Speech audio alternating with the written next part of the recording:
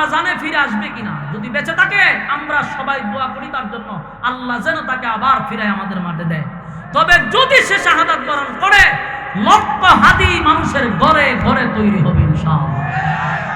হাদি মরে নাই, লক্ষ হাদি তৈরি হয়ে যাবে। যেমন এক জিয়া মরে নাই, লক্ষ জিয়া গড়ে গড়ে যে স্লোগান আপনারা দেন, ঠিক এক হাদি মরছে, লক্ষ হাদি ঘরে ঘরে থাকবে। এই প্রজন্মকে থামাইতে পারবেন না। তো আমার যে বক্তব্য এটা হলো, আপনি ইসলামের বিরুদ্ধে কথা বললেন না, মুসলমান শান্ত। কথা ঠিক নেই। আমরা আপনার গদ্দি 16 বছর ওয়াজের মাঠে বইয়া বইয়া কইতাম, যখন দেখতাম নেতারা অতিরিক্ত করত, ওয়াজের ফাঁকে ফাঁকে কইতাম এই দিন নয় আরো দিন আছে, আল্লাহ দিন আইনা দিছে। এখন হেরার খবর আছে নি, ওখান আরেক দরবার আয়া পড়ছে। অন দেখা যায় যেই বয়ে ওর সাল্লাম যেখানে গিয়া বলে আমি কেন বাগাইয়া বলিস। বাস্তব না বাস্তব? আমরা কপালও শান্তি থাকবে না। আমরা শান্তি পাবো না কেন? আমরা গোলামি করি, এই জন্য আমরা শান্তি নাই। গোলামির জিন্দেগি ছাড়তে হবে, তাহলে শান্তি ফিরে আসবে। আমরা যদি বাংলাদেশে গোলামি না করতাম, এই বুইরা খাড়াস মারাস দিয়ে কিচ্ছু হবে না। তরুণরা আবার গর্জে উঠতে হবে ইনশাআল্লাহ। যদি তরুণদের হাতে বাংলাদেশের দায়িত্ব পায়, এদেশ পরিবর্তন হবে, এই বুইরা খাড়াস মারাস দিয়ে হবে না। আমি একটা কথা বলে গেলাম, কারণ এরাই বাংলাদেশ পরিবর্তন করার ক্ষমতা রাখে না। এই জন্য এই জন্মের প্রজন্মদেরকে হাতে আপনারা দায়িত্ব দেন। এই রাস্তাঘাট সব ঠিক থাকতো যদি প্রজন্মের হাতে দিতেন, নৌজওয়ান তরুণ যুবকদের হাতে তুলে দিতেন। বুইরা খানাসগুলি তো দেশেই আসে না। ওই ঢাকাকে প্লাট লেবে দেখবেন বছর 5 বছর পরে একবার গ্রামে আসে না। 16 বছর কি কাহিনী করছে না? গিয়া দেন 5 বছর একবার বাড়িতে এসে তার রাস্তা দেখিতা করতো, রাস্তা ভাঙ্গা যাক, রাস্তা এটা অন্যরকম হয়ে যাক, এর কোনো দরকার আছে? রাস্তার মাঝখানে পুকুর পাওয়া যায়, রাস্তার মাঝখানে খাল পাওয়া যায়, সুইমিং পুল পাওয়া যায়, বিভিন্ন খেলাধুলার মাঠ পাওয়া যায়। কি রাস্তা না জাদু? বাস্তব না বাস্তব? সম্মানিত শুধু তো একটাই কারণ হলো আমরা শান্ত থাকি। আমরা অশান্ত করে কেন? তারা অশান্ত করে, উচিত ছিল তাদেরকে বিচারের আওতায় আনা। ঠিক নেই? এখন কোনো সমস্যা আছে? তখন আমরা যদি হঠাৎ করে ইসলামের বিরুদ্ধে কথা বল, আমরা সাইরা দিব। আমি হুজুর লাগবো না, পাবলিকে শেষ করে দেব। পাবলিকে ছেড়ে দেব। কালকে একটা ভিডিও আমার সামনে আসলো, কিছু তরুণ যুবকরা বাউলরা গেছিল কোন জায়গায় যেন গান গাইতে, ওই শেরপুর শেরপুর গেছে গান গাইতে, গিয়া সেরা ডক্টর টুকুর গায়ে বাজানো শুরু করছে। উজুন নাই, ফুলা পান, এই ফ্যান শার্ট করি না, ফুলা পানে গিয়া উড়াইবি 5 মিনিট সময় দিতে, উঠবি না বাইরে শুরু করে দিতাম।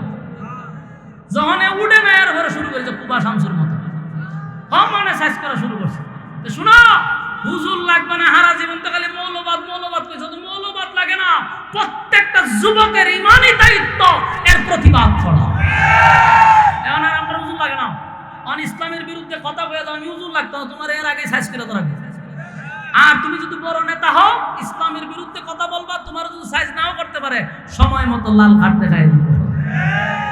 খেলার মাঠ হয় বা এর আগে লাল কার্ড, হলুদ কার্ড না লাল কার্ড।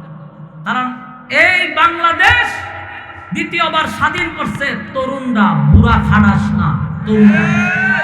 আগামীর বাংলাদেশ এই তরুণদের হাতে যাবে ইনশাআল্লাহ। করি না আমরা তখনই উত্তেজিত হই যখন আপনি কোরআনের বিরুদ্ধে কথা বলবেন, রাসূলের বিরুদ্ধে কথা বলবেন, আল্লাহর বিরুদ্ধে কথা বলবেন, তখনই তো আমাদের মেজাজটা গরম হয়। বলেন আমাদের কোনো চাওয়া পাওয়া আছে? এই যে এখানে মানুষগুলা বসছে, আপনি দেখেন এখানে যতটুকু মানুষ বসছে স্টেজ সহ, এই মানুষগুলা দুনিয়ার কোনো চাওয়া পাওয়ার জন্য এখানে বসছে? দুনিয়া কিছু পাওয়ার জন্য বসছে? ওয়াজ মাহফিল, ইসলাম এবং যারা মনে করেন ধর্ম পালন করে, অধিকাংশ মানুষ দুনিয়ার চাওয়া পাওয়া নাই, চিন্তা করে দুনিয়াতে কিছু পাইলাম আর না পাইলাম, পরকালে যেন আল্লাহর তোর একটা জান্নাত পাই, এই আশা নিয়ে সে নামাজ পড়ে। এই আশাটা তার ভিতরে থাকে, সে নামাজ পড়ে, রোজা রাখে, ভালো কাজ করে, সৎ কাজ করে। কেন?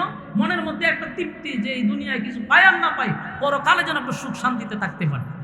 এই শান্ত মানুষগুলো এই আশা নিয়ে তারা বসে। কোনো কোটিপতি মাহফিলে বসবে না, কোনো কোটিপতিরা দিনের কথা শুনতে চায় না, সাধারণ মানুষই কোরআনের কথা শুনে। তো এই মানুষগুলোর অশান্ত কেন করেন? তারা তো আপনার বাঘ বসাইতে আসে নাই। আপনার আল্লাহর বিরুদ্ধে কথা বলবেন, আবার বাউলের পক্ষে গিয়ে কথাও বলবেন, এটা তো এই দেশের মানুষ সহ্য করবে না। এজন্য আমি আগামী রাজনীতিবিদ যারা আছেন তাদের উদ্দেশ্যে বলি, আপনাদের মাথায় সর্বপ্রথম রাখবেন যে এটা 96% মুসলমানের দেশ। এখানে ইসলামের বিরুদ্ধে যদি তাহলে একটা টুকা দেন তো আপনি শেষ, লাল কার্ড। আপনি লাল কার্ড, কারণ আপনি বুঝতেছেন যেখানে বইলে অন্য দেশে খুশি করবেন, কিন্তু এদেশের মানুষ সময় মতো আপনারে ঠিক লাল কার্ড দেখায় দেবে। আপনারা 15-16 বছর 20 বছর আগের বাংলাদেশ ভাবলে চলবে না, এটা এখন প্রজন্ম হইল নতুন। বাস্তব কইছি না অবাস্তব? এজন্য যে রাজনীতি করার অসুবিধা নাই, কিন্তু সাবধান, ইসলামের বিরুদ্ধে কথা বলবেন না। এজন্য খালেদা জিয়া, আমরা তার জন্য দোয়া করছি না? আমি প্রত্যেক মাহফিলে দোয়া করছি, আমরা তার পক্ষে লিখি। কেন? আমার জীবনে খালেদা জিয়ার মুখ থেকে কোনোদিন ইসলাম বিরোধী কথা শুনি নাই। শুনছেন আপনারা? সারা বাংলাদেশের এমনকি বাইতুল মুকাররমের জাতীয় মসজিদের খতিবুলের জন্য দোয়া করে। কোন নেত্রীর জন্য কোন আলেম প্রকাশ্যে দোয়া করতে দেখছেন? গত 16 বছরে কোনোদিন কোন আওয়ামী লীগের নেতার জন্য আমরা দোয়া করছি? কোনোদিনও দোয়া করি নাই। অনেকবার লেখা পর্যন্ত দিচ্ছে একটু আমরা নেত্রীলে দোয়া করি। দুনিয়া কিয়ামত হলো এর নাম রবু বলেছিল, কিন্তু খালেদা জিয়ার নাম আমরা মুখে লই কেন? আলেম প্রিয় মানুষ ছিল, এই জন্য সর্বমহলে তার প্রশংসা। তার বিরুদ্ধে কেউ নাই। দলের বিরুদ্ধে হইতে পারে, কিন্তু ব্যক্তির বিরুদ্ধে কেউ নাই। আপনারা এমন জীবন গঠন করেন যেন আপনার নেতার জন্য সবাই দোয়া করে, আর আপনি মরলে যেন আলহামদুলিল্লাহ না লাগে। 16 বছরে যত নেতা মরছে, মানুষে ইন্নালিল্লাহ লেখছে না, আলহামদুলিল্লাহ লেখছে। এমন জীবন গঠন করো, মরিলে হাসিবে তুমি, কাঁদিবে ভুবন। তোমার জন্য মানুষ কাঁদবে, তুমি হাসতে হাসতে মওলার জান্নাতে চলে যাবে। ঠিক না? আমার ভাইরা, যেন আল্লাহ বলেন আমি কিন্তু ছাড় দেই, ছাইরা দেই না। এই কথাটা কি বাস্তব না বাস্তব? আমরা প্রায় সময় মাহফিলে হইতাম আল্লাহ ছাড় দেয়, ছাইরা দেয় না। দেখেন, আল্লাহ কিন্তু ছাড় দিছিল, ছাইরা দিছে। এখনো আল্লাহ ছাড় দিতেছে, কিন্তু ছেড়ে দিবে না। জমিনে যখন পাপাচার হয় আল্লাহ ছাড় দেয়, কিন্তু একটা সময় জমিন ধ্বংস করবে, এতে কোনো সন্দেহ নাই। আমি হবিগঞ্জ থেকে আসছি, সব কিছু ওকে রোয়ানা দিব, এমন সময় আমার গাড়ি ডাইনামা না কি একটা আছে, এটা কারেন্ট পাইতেছে না, গাড়ি বন্ধ, স্টার ওঠে না। এখন মানসিকভাবে পাগল হয়ে গেছি যে এখন প্রোগ্রামে রোয়ানা দিব, গাড়ির সমস্যা। গাড়ি নিলাম গ্যারেজে, ওখানে গাড়ি দিয়ে আরেক গাড়ি ভাড়া করে তখন আসছি। আর আমরা বাংলাদেশে আসতে গিয়ে যে উন্নয়নের রাস্তা দিয়ে আমরা আসি, পৃথিবীতে এমন উন্নয়নের রাস্তা আর নাই। পৃথিবীতে এই রাস্তাগুলি দেখার জন্য একসময় মানুষ আসবে, বিভিন্ন দেশ থেকে আসবে, জাদুঘরে রাখার দরকারি রাস্তাগুলি। আমি মাঝে মধ্যে চিন্তা করি গত 16 বছর কি উন্নতিটা করলো। ব্রাহ্মণবাড়িয়ার থেকে আমরা কুমিল্লা আসতে যে রাস্তা আছে, পৃথিবীর ইতিহাস এরকম রাস্তা আর একটা আছে কিনা আমার জানা নাই ভাই। সর্বনাশ, সর্বনাশ। গাড়ির যদি জবান থাকতো, গাড়ি কথা কওয়া শুরু করতো। কথা বুঝছেন? এই পরিস্থিতি, যেই সময় কয় উন্নয়ন করছি এই সময় জুতা দিয়ে সব মাথার মধ্যে দুমদার একটা বাড়ি শুরু করে। এরা অনেক দালালরা কয় না আমরা অনেক উন্নত করছি, গারো দইরা লইয়া যাবেন বলে তোরে এখন এখান থেকে ব্রাহ্মণবাড়ি লইয়া যাবেন, আর কিচ্ছু লাগতো না, উন্নয়নের বাইরে যাবো। সি সি সি এরকম একটা রাস্তা ব্রাহ্মণবাড়িয়ার থেকে এই কুমিল্লা, এটা একটা হাইওয়ে রোড। এটা হলো সিলেট এবং কুমিল্লার একটা মহাসড়ক। সিলেটের মানুষ আগে ঢাকাও যাইতো এই দিক দিয়া। এই রাস্তাটা আজকে বছরের পর বছর এই অবস্থা। কত নেতা আইলো আর গেল। হ্যাঁ, কথা কই না দিই? আপনারা কষ্ট লাগতে পারে, এখানে নেতা আপনার সাথেই থাকতে পারে, আপনারা ঘনিষ্ঠ হইতে পারে, কিন্তু এই সমস্ত নমরুদ গুলারে বুঝানো দরকার যে 16টা বছর সরকারের অধীনে থাইকা খাইছ, ঘুমাইছ, আর দেশের বাহিরে বাড়ি করছ, নিজের অবস্থান তৈরি করছ, জনগণের চিন্তা এরা করে না। তো এরা তো বছর একবার বাড়ি তো আসে না, তো জনগণের দুঃখ বুঝবো কেমনি? এই রাস্তার নামে কি টাকা খাইছে না? কোটি কোটি টাকা এই রাস্তার নামে এই সমস্ত লম্পট বদমাইশগুলি খাইছে। যে আপনারা দেবীদের এক বদমাইশ 16 বছর থেকে গেছে, আবার আরেকটা বদমাইশ ছিল আপনারা মুরাদনগরের। এই দুইটা বদমাইশ কি কম 16 বছর থাকছে না? তো দুই বদমাইশে কাজ করছে কি? আরেকটা ছিল ব্রাহ্মণবাড়িয়ার, এটা হলো ওবায়দুল মুক্তাদির, এটা আরো বড় বদমাইশ। এই ব্রাহ্মণবাড়িয়ার এই সাইড হ্যাঁ ধ্বংস করছে, আর এই সাইড আপনারা দুই নেতা নষ্ট করছে। এটির ছেলাবেলা যিনি মায়া কান্না করবো, এটিতে সাইজ করবেন। 16টা বছরই জাতি ডিরে ধ্বংস করে দিছে এরা। একটা মানুষ যদি অসুস্থ থাকে, আপনি এখান থেকে কিভাবে নিয়ে যাবেন? তারা জাগাতি রাস্তাতেই মারা যাবে। আল্লাহ এদেরকে গজব দিয়ে ধ্বংস করে দেবে। আমিন করুন। এদেরকে অভিশাপ ছাড়ার কোনো উপায় নেই। এদেরকে আল্লাহ ধ্বংস করে দেবে। কারণ এতগুলা মানুষ তাদেরকে প্রতিদিন অভিশাপ দেয়, প্রতিদিন অভিশাপ দেয়। যতটা গাড়ি যায় তাদেরকে অভিশাপ দেয়। 16 বছরে 16টা টাকার কাজও করাইছে না, 16 টাকা কাজ করছে। আবার তো এই সমস্ত লম্পটরারে আপনারা আবার ক্ষমতায় বসাবেন, আপনারাই বসাবেন। কারণ সুররে না বসাইলে চুরি করবেন কেমন? নেতা যদি বাটপার সিটার বদমাইশ না হয় তাহলে বদমাইশগুলি এদের সাপোর্ট দেব কি বলে? ভালো মানুষের পক্ষে নাই তো। যত সুর বদমাইশ আছে দেখবেন ঈদের সাথে ভালো সম্পর্ক, কারণ এও খাইতে পারবো। আগে নিজের চিন্তা করেন। আমার বক্তব্যটা হলো ভালো মানুষের দ্বারস্থ হন, অন্তত পক্ষে কিছু খান আর না খান, জীবনটা সুন্দর চলবে, এই ভোগান্তি আর হবে না।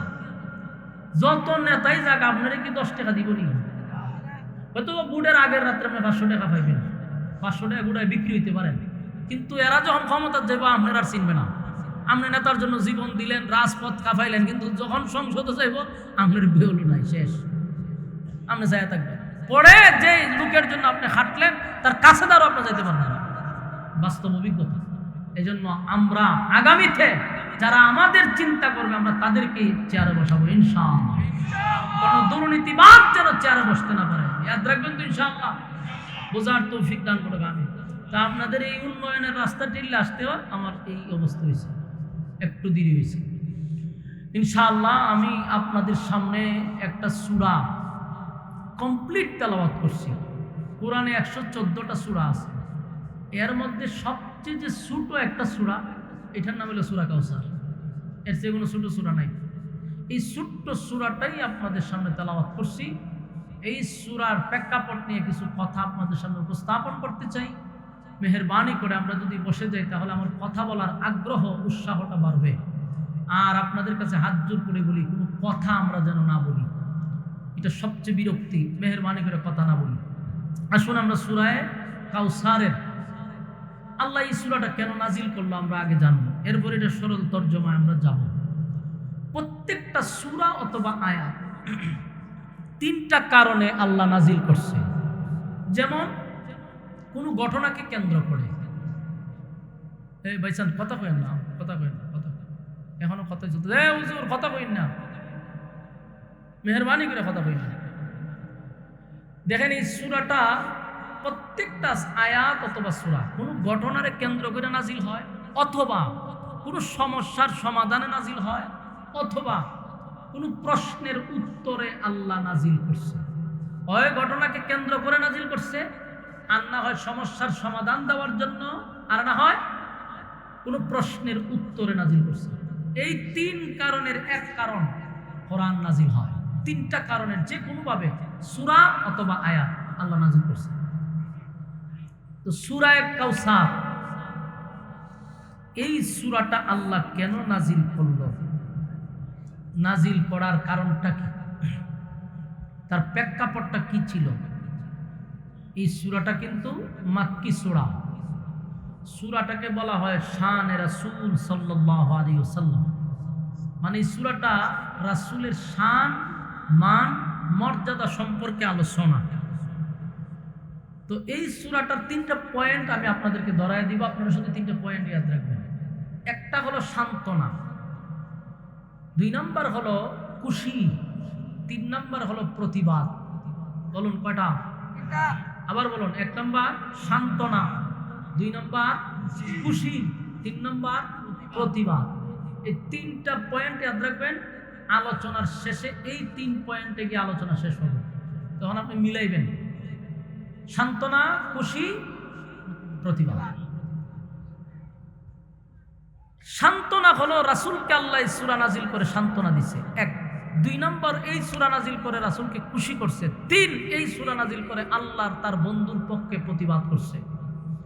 এই হলো 3 পয়েন্ট। আপনারা যারা ভলান্টিয়ার আছেন মেহেরবানি করে এখানে একজন, ওখানে একজন, 3 জন লোক কারা থাকেন ওইদিকে, একটা ছেলে ওজন এখানে কথা না বলতে পারে, মেহেরবানি করে এইটা দায়িত্বটা পালন করেন। যারা বেজ আছে গলায় আপনারা ওই সাইডগুলোতে দাঁড়ায় থাকেন, মনোযোগ দিয়ে শুনেন। 3টা পয়েন্ট। এই যে বাচ্চাগুলো কথা বলতেছে ভাই দৌড়াই দেন। তো সান্ত্বনা, খুশি, প্রতিবাদ। তো সান্ত্বনা কেন দিল, খুশি কেন করলো, প্রতিবাদটা কেন করলো, এই কেনটা আমরা বাইর করবো। তাহলে এই খুশি সান্ত্বনা প্রতিবাদ বাইর হয়ে যাবে। আসুন কেন করলেন? রাসূল আরবি সাল্লাল্লাহু আলাইহি সাল্লামের সবচেয়ে দুঃখের সময়, সবচেয়ে কষ্টের সময় এই সূরাটা নাযিল হয়েছে। এত কষ্ট রাসূলের 63 বছরের জিন্দেগিতে আর কখনো আসে নাই। রাসূলের ফুল জীবন এটা 63 বছর। এই 63 বছরের ভিতরে এত কষ্টের সময় কখনো আসে নাই। আল্লাহ তখনই এই সূরাটা নাযিল করছেন। এক নাম্বার হলো রাসূল যখন কালেমার দাওয়াত দেওয়া শুরু করলো, তখন আপনারা জানেন যে মক্কাতে অনেক বাধা আসছে। যখন মূর্তি পূজারীরা তাদের ধর্ম প্রচার করত, খ্রিস্টানরা তাদের ধর্ম প্রচার করত, ইহুদিরা তাদের ধর্ম প্রচার করত। তো রাসূল যখন 40 বছর পূর্ণ হওয়ার পরে একত্ববাদী খোদার দাওয়াত দিল, তখন এই 3 দল রাসূলের বিরুদ্ধে দাঁড়ায় গেল। আর সবচেয়ে বেশি রাসূলের বিরোধিতা তখন বেশি করছে সবচেয়ে আপন মানুষগুলো। যেমন রাসূলের একজন চাচার নাম হলো আবু লাহাব। এই ব্যক্তিটা রাসূলের সবচেয়ে বেশি আপন ছিল। যেমন রাসূলের শুধু চাচাই ছিল না, রাসূলের 2টা মেয়েকে আবু লাহাবের 2 ছেলের কাছে বিবাহ দিছিল। তাহলে বলুন কত সম্পর্ক! শুধু কি চাচা না বিয়ায়ও? বিয়ায়ও চাচাও। তাহলে চাচার থেকে বিয়া হইলে কেন? আবু লাহাব রাসূলকে খুব বেশি মহব্বত করত এবং মানুষের কাছে রাসূলকে নিয়ে গর্ব করত, যেটা আমার বাতিজা, আমার বাতিজা। আমি দিলাম ভলান্টিয়ার দ্বারা ঘরে, উনি আরো বিরোধী আরো পাক্কা কথা হয়, দায়িত্ব পালন করতেছে। আপনার দায়িত্ব হইলো কেউ কথা যাতে না হয়, আপনাদের আইন যাতে দূরে হতে হবে। মেহরবানি করে কথা সাউন্ড বন্ধ করেন, মনোযোগ জাগামারি দিকে। কথা কইলে এত বিরক্ত লাগে আমার। তো এই এত মহব্বত কেন হইল? যে রাসূলকে উনি পছন্দ করতো এবং বুক ফুলায় হইতো, এটা আমার বাতিজা, এটা আমার ভাইয়ের ছেলে, গর্ব নিয়ে করত। আপনারা এখান থেকে দরবার এমাদা থামাইতে এমাদা কথা হয়। তো ওয়াজ করবলে দিব না, মাঝখান তো বামার ঢুকাই দিব। কি তার লেগে শুরু করছেন আপনারা চাচা? ফুলা বানাইলেন না ধমক দিতে? আপনারা মুরব্বী মানুষ, মনোযোগ দিয়ে শুনেন। আল্লাহর রাস্তায় আমি গিচ্ছা কাহিনী কোনো সময় ওয়াজ বলিও নাই ভাই, আপনাদের সময় নষ্ট করতে আসিনি। যতটুকু কথা বলবো একেবারেই কোরআন থেকে বলবো, মেহরবানি করে শুনেন, ভালো লাগবে। দেখেন এই সূরা কাউসার নাজিল হয়েছে রাসূলের কষ্টের সময়। তো কষ্টটা কি ছিল? যে যখন আপনাকে কেউ আঘাত করবে, এটা যদি ভিন্ন মানুষ হয় কষ্টটা এত লাগে না, যখন নিজের মানুষ আপনাকে আঘাত করে তখন কিন্তু কষ্টটা বেশি লাগে। রাসূলের সবচেয়ে আঘাতপ্রাপ্ত হয়েছে নিজের ঘরের মানুষ আবু লাহাব। এই আবু লাহাব নিজের 2টা মেয়েরে রাসূলের 2 ছেলেরে দিয়ে বিবাহ করাইল, সম্পর্ক আরো বাড়াইল।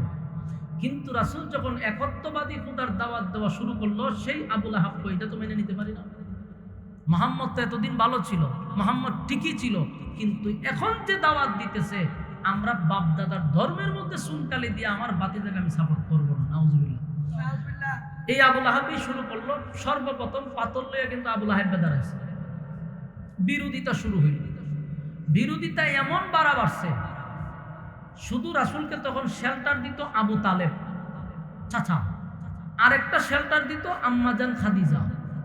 যদিও উনি রাসূলের স্ত্রী, কিন্তু রাসূলকে শেল্টার দিত। রাসূলকে যদি কেউ গালমন্দ করতো উনি প্রতিবাদ করতেন। তো মহিলা হইয়াও রাসূলের পাশে থাকতেন।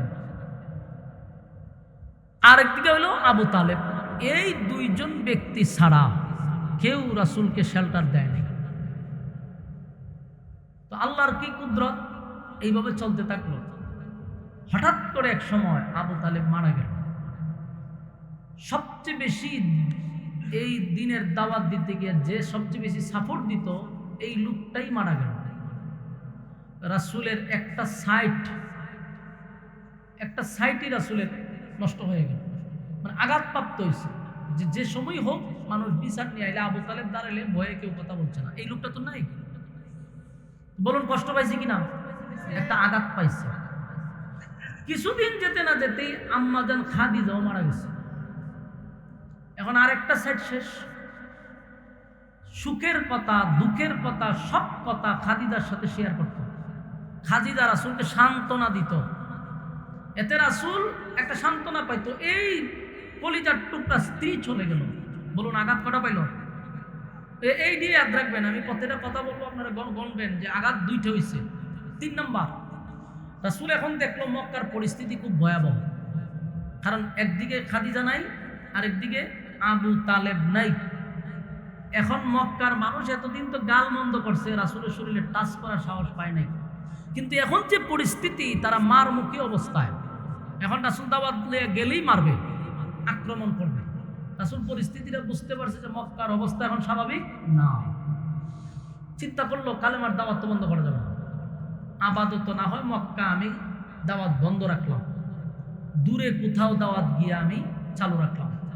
তাই সিদ্ধান্ত নিল মক্কা আপাতত দাওয়াত বন্ধ। এখান থেকে রাসূল মক্কার থেকে চলে গেছেন তায়েফে। তায়েফে গিয়া যখন কালেমার দাওয়াত দিতে গেল, তখন ওখানকার মানুষ রাসূলকে আঘাত করতে লাগলো। এমনভাবে আঘাত করছে যে রাসূলের শরীরের চামড়া, পেটে রক্ত মুবারক বাহির হয়ে গেছে। সাধারণ রক্ত না, রাসূল বেহুশ হয়ে পড়ে গেছে, এত রক্ত জড়াইছে। আবার উঠছে, আবার মারছে। ইতিহাস আপনারা জানেন দিকে, আমি শুধু বুঝাইতেছি, আমি তায়েফের ঘটনা বলার উদ্দেশ্য। তাহলে সেখানে কি হইল? রাসূল রক্তাক্ত হইল। এতটা কষ্ট পাইছে যে কেউ রাসূলের পক্ষে যে ফিরাইব এমন লোকও ছিল, বেহুশ হয়ে পড়ে গেছে। আঘাত পাইয়া আল্লাহর রাসূল সেখান থেকে আবার মক্কায় আসলেন। বলুন কষ্ট কয়টা গেল? 3টা। আপনারা গণবেন, গণলে সুবিধা হবে। 3টা আঘাত পেয়েছে। 1, স্ত্রী মারা গেছে। 2, চাচা মারা গেছে। 3, নিজে রক্তাক্ত। এতটা আঘাত পাইছে যে রাসূলের শরীরে রক্ত শূন্য হয়ে গেছে। চলে আসলো মক্কায়। এখন বলুন তো দেখি, মক্কায় আসার পরে উচিত ছিল না ওনার মানুষ ওনাকে সান্ত্বনা দেওয়া, যে হারে এতটা মার খাইছে, অথবা তোমার স্ত্রী মারা গেছে, সান্ত্বনা দেওয়ার কথা ছিল। কেউ সান্ত্বনা রাসূলকে দেয় নাই। আঘাত নিয়া যখন মক্কায় আসছে, এর কিছুদিন পরেই শুনতেছে চতুর্দিক দিয়া রাসূলের কর্মীদের উপরে আক্রমণ শুরু হয়েছে।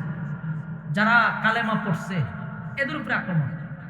তো একজন নেতা হিসাবে যখন কর্মীরা নবীর সামনে মার খায়, নেতার সামনে যখন কর্মীরা মার খায়, নেতার কষ্ট লাগার কথা নেই? কথা বল না দি। তবে আমাদের দেশের নেতার কথা বলতেছি না, রাসূল করিম সাল্লাল্লাহু আলাইহি সাল্লামের মতো নেতার কথা বলতেছি। আর আমাদের দেশের নেতারা কোনোদিন আন্দোলনে গেলে নেতারা মরতে দেখছেন? কোন নেতা মরতে দেখছেন? মরেন তো সাধারণ পাবলিক, সাধারণ ঘরের মানুষগুলা মরে, মধ্যবিত্ত ফ্যামিলির মানুষগুলা মরে, কিন্তু কোনো নেতা মরে না। কিন্তু আল্লাহর রাসূল কর্মীদের এই নির্যাতন দেখা রাসূল আর সহ্য করতে পারতেছে না। কারণ যখন প্রথম ইসলামের প্রথম দিক দিয়া যারা কালেমা পড়ছে, অধিকাংশ ছিল গরিব, কৃতদাস, গোলাম। তাদেরকে মারলে কেউ প্রতিবাদ করে। যেমন বেলাল একজন গোলাম ছিল, আরেকজনের অধীনে কাজ করে, তারে মারলে কেউ প্রতিবাদ করে না, তারে মারলে কেউ আগায় আসার কোনো ক্ষমতা নাই। এত নির্যাতন শুরু করছে যে নির্যাতনের স্টিম রুলার চাপায়া দিচ্ছে। নেতা হিসাবে রাসূলের মনে অনেক কষ্ট। বলুন আঘাত কয়টা পেল? এখন 4টা আঘাত পেয়েছে। কারণ কর্মীরা মারতেছে। মায়ের সিস্টেম কি? গলার মধ্যে রশি লাগাইয়া বালু দিয়া টানে। মরুভূমির বালু, এই বালুতে আপনি খালি ভাবে হাঁটতে পারবেন না, তুষা উঠে যাবে। এই বালু দিয়ে সাহাবীদেরকে টানে। এত প্রচন্ড গরমের মধ্যে বালুর মধ্যে শুয়ে বরফ হাত রেখে দেয়। তো এই নির্যাতন তো দেখতেছে, কষ্ট লাগার কথা। রাসূল অনেক আঘাত পাচ্ছে। আঘাত পাইল 4টা। এর কিছুদিন যেতে না যেতেই রাসূলের 4টা ছেলে সন্তান ছিল। একে 4টা ছেলে বালেগ হওয়ার আগেই দুনিয়ার থেকে বিদায় হয়ে গেছে। আপনারা কি আমার কথা বুঝতেছেন? আমি শুরুতে কি বলছি যে রাসূলের 63 বছরের জীবনের এতটা কষ্টের সময় কখনো আসে নাই, এবং কয়টা আঘাত পাইছে আপনারা খালি গণবেন। 4টা ছেলে উনার চলে গেল। 5 নাম্বার আঘাত। একটা ছেলে চলে গেলেই তো আমাদের মন মানসিকতা ঠিক থাকে না। ওখানে 4টা ছেলে বালেগ হওয়ার আগেই একের পর এক যাওয়া শুরু হয়েছে। নিজের হাতে সন্তানগুলারে গোসল করেছে, নিজের হাতেই বাবা জানাজা পড়াইছে, নিজের হাতেই কবর দিছে। কতটুকু কষ্ট। এরপরে এতগুলো আঘাত পাইয়া রাসূল খানায় কাবার সামনে বসে রয়েছে। হঠাৎ করে আরেকজন সাহাবী আসছে, বলল, হুজুর আপনার আপন চাচি উম্মে জামিল আবু লাহাবের বউ আপনার বিরুদ্ধে মানুষের কাছে গিয়ে অপপ্রচার করতেছে, আপনি নাকি আবেতার। আবেতার অর্থটা বলার পরে আপনারা নাউজুবিল্লাহ বলবেন। এখন আবার বলেন নাউজুবিল্লাহ। আবেতার শব্দের অর্থ হইল আটপুরা, নির্বংশা, লেস কাটা। তার মানে আবু লাহাবের বউ উম্মে জামিল মানুষের কাছে গিয়ে গিয়ে বলতেছে যে মুহাম্মদ একটা আটপুরা, মুহাম্মদ লেস কাটা, মুহাম্মদের বংশ নাই। আম্মা বা'দু ফাআউযু বিল্লাহি মিনাশ শাইতানির রাজীম।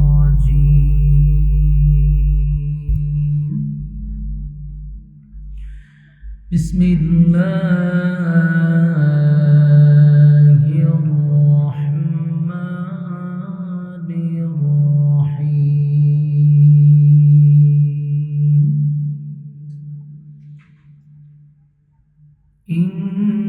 ইন্না আ'তাইনাকাল কাউসার ফাসাল্লি লিরাব্বিকা ওয়ানহার ইন্না শানি'আকা হুয়াল আবতার। সাদাকাল্লাহুল আযীম। দুরূদ শরীফ পড়েন। আল্লাহুম্মা সাল্লি আলা। সাউন্ডটা জগা গেছে, একদম ক্লিয়ার সাউন্ডটা পাতলা করেন যাতে নয়েজ যাতে না দেয়। কামা সাল্লাইতা আলা ইব্রাহিম ওয়া আলা আলি ইব্রাহিম ইন্নাকা হামিদুম মাজিদ। আল্লাহুম্মা বারিক আলা মুহাম্মাদিন ওয়া আলা।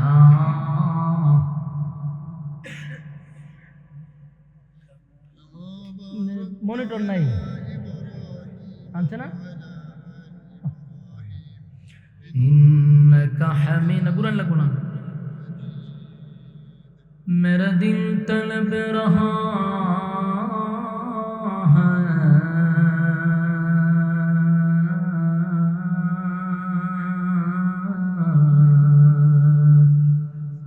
मेरे जलने रहा है सीना,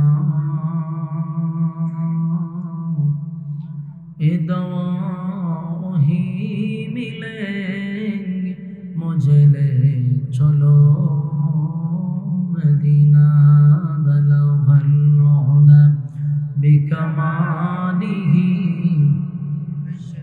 আপনারা যারা আছেন সামনে আসেন, এই পুরা বাচ্চা কাচ্চা সব পিছনে নেন, মেহরবানি করে সব পিছনে যাও। উজুর সব উঠো, একজন উজুর এখানে মন যেত না, উঠেন সব উঠেন। আপনারা একটু সামনে আসেন, মেহরবানি করে এসে পড়েন, এরা সবাই পিছনে নেন। বুঝেন, উঠুন উজুর উঠুন, সব উজুর এক কানা বইছেন, যান পিছনে যান। তোমরা পিছনে যায় না, আবার তোমরা পিছনে বসো। যত গপ আছে মনের কথা একজনের দ্বারা একজন পিছনে বইয়া হোক, সব সামনে বইয়া খাওয়া শুরু করছে। আয়েন আপনারা যারা পিছনে বসে রয়েছেন একটু আগায় যান, কষ্ট হলে একটু আগায় যান, আগায় যান, আগায় যান, মেহরবানি করে আগায় যান। বালাগাল উলা বিকামালিহি কাশাফাত তুজা বিজামালিহি হাসনাত জামিউ ফিসালিহি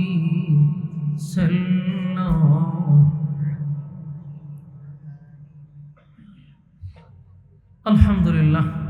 আয়োজিত আজকের এই দক্ষিণ 30 হাফিজিয়া ফোরকানিয়া মাদ্রাসার পক্ষ থেকে হাফেজ ছাত্রদের পাগড়ি প্রদান উপলক্ষে তাফসিরুল কোরআন মাহফিলের সম্মানিত সভাপতি জনাব মোহাম্মদ হুমায়ুন কবির সরকার সাহেব, সভাপতিত্ব করছেন জনাব মোহাম্মদ দেলোয়ার হোসেন সাহেব, প্রধান অতিথি জনাব আলহাজ কাজী শাহ মুফাজ্জল হোসেন কাইকুবাদ সাহেব।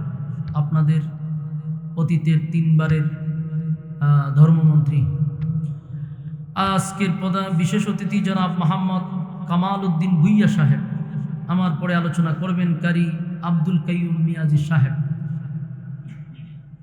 এরপরও আছেন হাবিবুর রহমান হেলালি সাহেব। কিন্তু সমস্যা হইল, আপনারা আমার নামের নিচে তো দেওয়ার দরকার ছিল বা দেশা যে আমার বয়ান, এটা দেন নাই। এটার খেসারত আপনারা এখন বুক করতেছেন, প্যান্ডেলের এই অবস্থা। দেওয়ার দরকার ছিল, এটা তো অনেকে মনে করতে পারে যে 10টায় অথবা 9টা হুজুর বয়ান করবে। উল্লেখ করাটা খুব জরুরি ছিল, তাহলে এই অবস্থাটা এখন আমরা দেখতে হইত না। অতিথিবৃন্দ, মুআজ্জাজ মুকাররম হযরত উলামায়ে কেরাম, উপস্থিত আমার নওজোয়ান তরুণ যুবক ভাইয়েরা, মুরব্বিয়ান আযম, আওয়াজ যতটুকু দূরে যাচ্ছে, অবস্থানরত পর্দানিশী মা ও বোনেরা, সকলকে আমার অন্তরস্থল থেকে জ্ঞাপন করছি মুবারক, শুকরিয়া আদায় করছি আল্লাহ রাব্বুল আলামিনের দরবারে, যিনি আমাদেরকে দুনিয়ার সমস্ত ফিতনা এবং ফাসাদ থেকে হেফাজত করে মুসলমানের এক ক্লান্তি লগ্নে আল্লাহ রাব্বুল আলামিন আমাদেরকে সুস্থ অবস্থায় এমন একটি মজলিসে আসার এবং বসার যে তৌফিকটুকু রব্বে কারীম আমাদেরকে দান করেছেন, এজন্য শুকরিয়া আদায় করছি আলহামদুলিল্লাহ।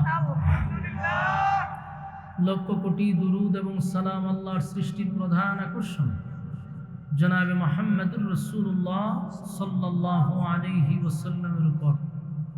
সম্মানিত সুধী, রাস্তাঘাটে দোকান পাটে যে সমস্ত ভাইয়েরা অনর্থক একেবারেই অকারণে নিষ্প্রয়োজনে সময়টুকু নষ্ট করতেছেন, বিনয়ের সাথে বলবো আপনারা প্যান্ডেলে চলে আসুন।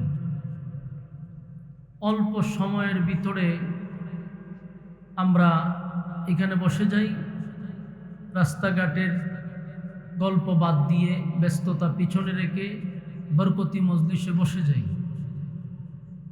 রাত দিন অক্লান্ত পরিশ্রম করে একটা মাহফিলের আয়োজন করা হয়, উদ্দেশ্য তাকে এলাকাবাসীকে দিন শিখানো, দিন বোঝানো। কিন্তু আফসোসের বিষয় হলো, মাহফিল চলাকালীন অবস্থায় আপনাদের গল্প শেষ হয় না, আড্ডা শেষ হয় না। এরকম কপাল পোড়া কি এলাকা তার কেউ আছে যে প্রতিদিন আড্ডা তো মারেনি, প্রতিদিনই গল্প করেন? একদিনও কি আপনাদের মন চায় না যে আজকে আড্ডা এবং গল্পটা বাদ দিই? এই মাহফিলটা কি আগামীকালকে থাকবে? কিন্তু আপনি বাচ্চা থাকলে কি গল্প বাদ দিবেন? আপনি তো কালকে গল্প করবেন, কালকেও আড্ডা মারবেন, এই রাস্তার মধ্যে মুড়ে মুড়ে 3-4 জন বইবে আড্ডা মারবেন। এটা আপনার অভ্যাস, এটা মরার আগে আপনি ছাড়বেন না। কিন্তু মাহফিলটা তো কালকে থাকবে না। আমিও আপনাদের এখানে আসবো না, কর্তৃপক্ষ মাহফিল করাবে না। তো উচিত আমরা এখানে এখন বসে যাওয়া, রাস্তাঘাটে আড্ডা না মেরে প্যান্ডেলে বসে যাওয়া। আর একান্ত যদি আপনাদের অভ্যাস নাও ছাড়তে পারেন, কপালে যদি না থাকে মাহফিলে বসা, তাহলে আপনি দূরে চলে যান। এখানে আশেপাশে দাঁড়াই আপনি গল্প করতে পারবেন না, তাহলে কিন্তু চরম পর্যায়ে অপমান করবো আপনাকে আমরা সবাই। কারণ আপনি নিজেও শুনবেন না, কাউরে শুনতে দিবেনও না, এরকম বেয়াদব তো এখানে তাহার দরকার নাই। কি কোন আপনারা ভালো লাগছে না, আপনি বাজারে চলে যান, আপনার অভ্যাস যেটা এটাকে করেন। কিন্তু এখানে কেউ শুনতেছে, আপনি তাকে গল্প করে বাধা দিবেন, এটা সহ্য করবো না। আল্লাহ আমাদের হেদায়েত দান করবে।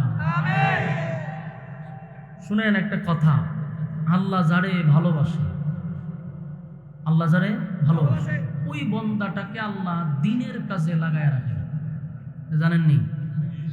এই জন্য এখানে বসাটাও আপনাদের জন্য একটা নিয়ামত। আল্লাহ আমাদেরকে পছন্দ করে, এটা তার বাস্তব প্রমাণ। কারণ এই টাইমটাতে অনেক মানুষ রাস্তাঘাটে আড্ডাতে আছে, কিন্তু আল্লাহ আপনি এবং আমাকে এখানে বসায় রাখছে। তা আল্লাহ আমাদেরকে ভালোবাসে, এই জন্য দিনের কাজে লাগায় রাখছে। যতক্ষণ প্যান্ডেলের ভিতরে থাকবেন, নাজালাত আলাইহিমুস সাকিনা, উপর থেকে সাকিনা রহমত নাজিল হবে। সম্মানিত সুধী, আর রাস্তাঘাটের সময় নষ্ট না করি। দেখেন আমরা একটা মাহফিল ধরার জন্য কতটুকু পেরেশানি করি জানেন?